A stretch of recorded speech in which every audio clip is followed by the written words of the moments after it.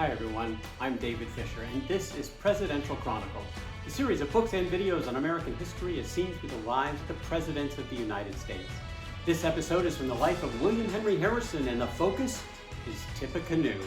The year is 1811. Tensions are high between the Indians and the white settlers in the Indiana Territory, front and center for Governor William Henry Harrison.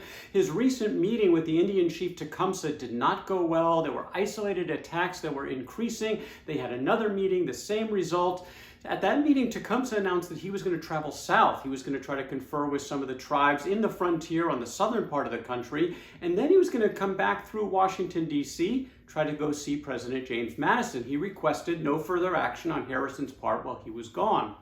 Well, in the meantime, President Madison actually recently renewed Harrison for his fourth term as the governor of the Indiana Territory, and he also authorized Harrison's request to build a fort on the Wabash River in the newly acquired territory, north of the seat of government in Vincennes, and he also got permission to disband Prophetstown. This was the community of Tecumseh and his brother, the Prophet, that they had recently moved, also on the Wabash, a little bit further north. They called it Prophetstown. The American settlers were threatened by this, and now Harrison had permission not only to build his fort for defense, but to go and disband the town.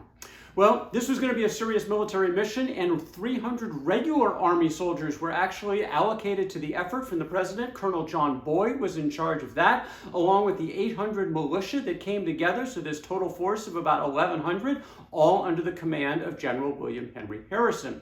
His orders in terms of Prophetstown were straightforward. Don't attack right away. Give the Indians a chance to disperse, but if they don't, then you have permission to use arms and take the town. So this was his guiding principle. Well, this was a pretty difficult journey. The rivers were too low to carry supplies, so it was a lot of trudging through the forest to get to their destination. Rations were low. Some even threatened to leave from the militia, and this is where Colonel Boyd and General Harrison got into it a little bit. Boyd wanted the same kind of discipline imposed on the militia that he was authorized and used to seeing in the regular army. Harrison wasn't for this. He recognized that the militia was different. These are volunteers. They're coming in to do a task. They're not of the army ways. Harrison had served in the military. He understood that life. He felt things were different, but this is one of those areas where he and Boyd differed. So when there was this attempt by some to consider leaving, Harrison didn't try to punish them or technically get in the way. Instead, he appealed to them. He appealed to their patriotism to support their families, and eventually all decided to stay. It worked. October 1, they arrived at their destination for this fort just north of Terre Haute, about 65 miles north of Vincennes, and 3 weeks later, Fort Harrison was born. It was a first task, part of this mission was a complete success. Harrison garrisoned that fort, and now it was on to Prophetstown. That was another 100 miles, so it took about 10 days to get there. They had about 950 men with them, and some suggested actually an imminent attack. Just go take the town. But Harrison said, no, those weren't my orders. That's not how we're going to do this. We're going to give the Indians a chance to disperse. If they don't, then we'll take care of it with our military action. Well, they arrived in front of Prophetstown. The date was November the 6th, and Chief Whitehorse and some of the other tribal leaders came out to greet Harrison. They said it was under a white flag of truce. There's no reason to approach under arms, they said. In fact, you're invited to a council the next day. Let's talk about this. And in the meantime, why don't you guys stay at this encampment? We've got a good spot for you. It's 3 miles north of Tippecanoe River. Stay there for the night. The Americans scouted out the area. They said it was fine, and they agreed to stay there. But there was a lot of tension that night. It was a long night of wonder on both sides. Both sides were wary. Would the other try a surprise attack at night? Harrison was convinced that neither side would. In fact, he said, in common with the whole army, I did believe they would not attack us that night. Nevertheless, he did prepare. He had sentries posted on the perimeter. He had his men sleep on their arms with bayonets fixed. Although he did not erect any breastworks, there was still some preparation, clearly, for the potential attack. Well, this area was a 10-acre camp. There was a road on one side. Burnett's Creek was on the other side, a broader opening at one end, kind of narrowing at the other end. And on the following morning, Harrison awoke around 4 a.m. He was getting dressed when the silence was broken. Sure enough, isolated arms fire immediately followed by shrieks and a full-blown Indian attack. The surprise and the darkness obviously favored the attackers. As the Americans scrambled to get into formation, many were picked off immediately from bullets and arrows. A lot fell back into the central portion of the camp where General Harrison was calmly barking out orders. According to one of his soldiers, Harrison was seen where danger was most imminent. Another recalled that his voice was frequently heard and easily distinguished, giving orders in the same calm, cool, and collected manner which we had been used to on a drill or parade. The confidence of the troops in the general was unlimited.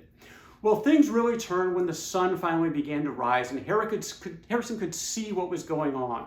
He decided to order a simultaneous attack on both the right and left flanks, and the Indians were caught by surprise at this. Many were struck down immediately, many others fled, and within minutes, the Battle of Tippecanoe was over.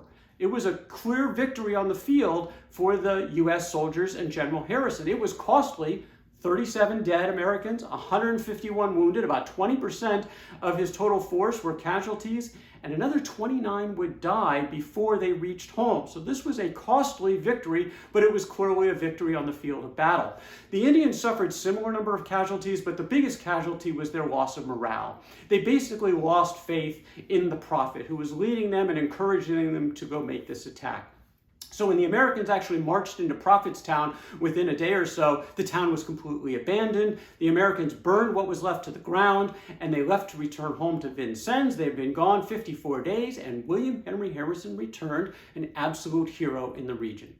Well, in the aftermath, it got a little bit more complicated because there were some complaints about Harrison that got into the press, and some of them came from that Army regular colonel, Colonel John Boyd. He was the source where he was praising the regulars and basically denigrating Harrison and many of the folks in his militia. Well, the people in the region were outraged when this got into the press, and the Indiana House and Council issued a multi-part resolution to refute these charges from Boyd. In one of those elements, they resolved that the said address from Boyd, in attempting to bestow the merit of the masterly conduct in the direction and maneuvering of the troops to any other than the commander-in-chief, asserts a notorious untruth, which will be acknowledged as such by the whole army. This was one part of a very lengthy resolution supporting the deeds of Harrison and the militia. There was also criticism for Harrison about the fact that he allowed this attack by the Indians in the middle of the night in the first place. Harrison himself took to his pen to refute this. According to the general, the order of encampment was the order of battle for a night attack, and every man slept opposite to his post in the line. A nightly incursion was precisely what I wished, because from such a one only could I hope for a close and decisive action. In night attacks, discipline always prevails over disorder. The party which is able to preserve order longest must succeed. For Harrison, that was going to be his troops, and in fact, in the end, this is what happened. The support in the end in the region widespread for William Henry Harrison as a hero from the Battle of Tippecanoe.